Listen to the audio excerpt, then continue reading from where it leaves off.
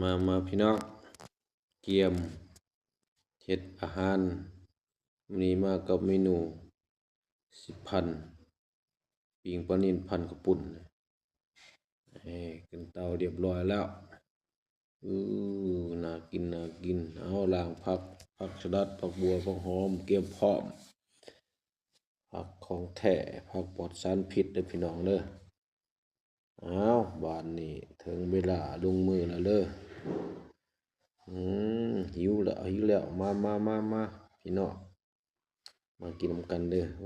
สุดยอดเนื้อแน่นวันนี้มันใหม่สดๆเอามาจากตลาดเอาเมื่อกี้ตัวหนึ่งโลนี่แต่ว่าปลาใหม่มันเป็นปลานั่นความคักเนื้อแน่นดีพี่น้องปลายังใหม่ปลาสด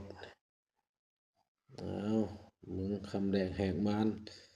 จัดไปสุดยอด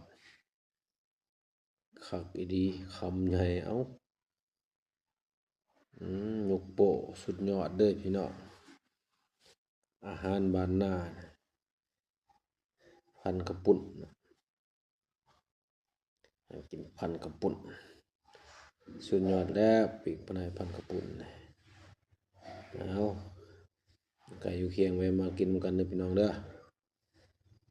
จัดหนักโดดจุกโหลดมานี่1ตัวเฮ็ดคนเดียวกินผู้เดียวคือเก่าพี่น้องหักเก็ดหักกิน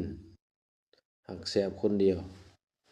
ไม่มีไฟกินนำอยู่ผู้เดียวกินผู้เดียวคือเก่า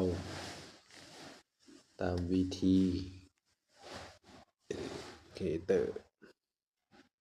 เพิ่งได้กินนะพี่น้องกินแล้วมันสะใจตัวหมกใหญ่เนี่ยปลานิ่นตัวละโลแน่นโดดเปียงคักหั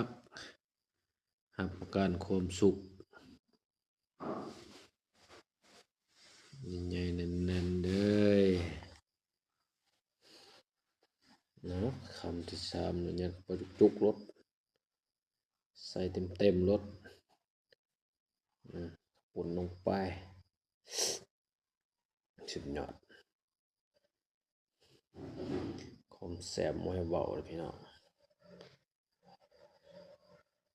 แต่งเองกินเองแซ่บเองเดี๋ยวคือเก่าอยู่เฮือนคือเก่ามันไปใส่อยู่เฮือน